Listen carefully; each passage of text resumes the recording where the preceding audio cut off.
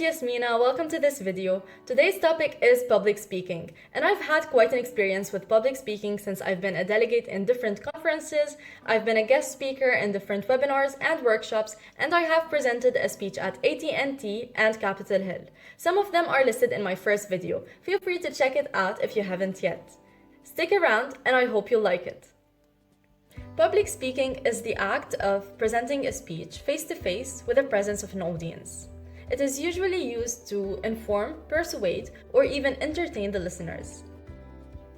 There are a few things that you should be aware of to be a good public speaker. We're gonna go through them throughout the video. First of all, you should always prepare. Failing to prepare is preparing to fail. And by preparing, I don't specifically mean to write a speech, because at some times, you do have the ability to improvise. Preparing here means to have a good understanding of the topic being discussed and being able to answer any questions that have been directed towards you. Here are 7 things you should be aware of while presenting a speech. Maintaining eye contact with the listeners and audience can help increase the interaction in the room. In addition to that, it also helps the listener to better understand your content. Here are some tips for you to easily maintain eye contact. First of all, take a few seconds to scan the audience. Second, while maintaining eye contact, make sure to look at everyone and not only one specific person. Third, and that's a trick, if you feel nervous while maintaining eye contact, make sure to look at the forehead or the space between the eyebrows. It always looks as if you are maintaining eye contact with the audience.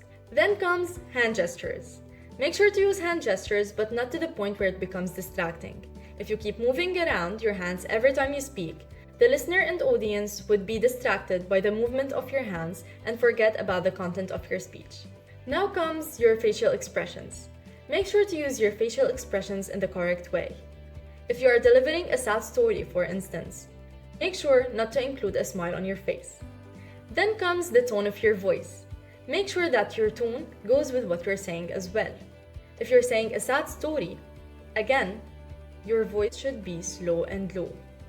If you're saying something that you're excited about and you want to pass down this excitement to your audience, make sure to include that in your voice.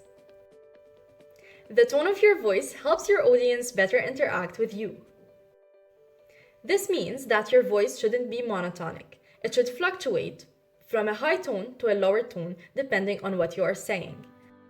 Here comes the content. The content of your speech should be interesting, and it should be simple for everyone around in the room to be able to understand. You should also be well prepared and have background information about the content of your speech. Now comes your posture. Make sure that your shoulders are held up high and your chest is widely open. This would reflect your confidence to the audience, and it would also help them see that you are open to any interaction and questions coming your way. If you feel like your posture isn't straight enough for you to feel that confidence, then I'm gonna give you a technique to help you with that. Let's call it the wall technique, because that's how it goes. Practice your speech while standing against the wall, with the shoulders and the back of your legs touching the wall behind you. This technique is really helpful in making you practice your posture. Now last, but definitely not least, is delivery. The way you deliver your speech tells a lot about you, and delivering your speech should include all the 6 things mentioned before. Now in delivering your speech, make sure to include pauses. This would help you highlight a specific idea in your speech, and it would also grab the listener's attention. Now if you're facing difficulty in pronunciation, make sure to use the pen technique. The pen technique is using a pen and putting it between your lips while practicing your speech.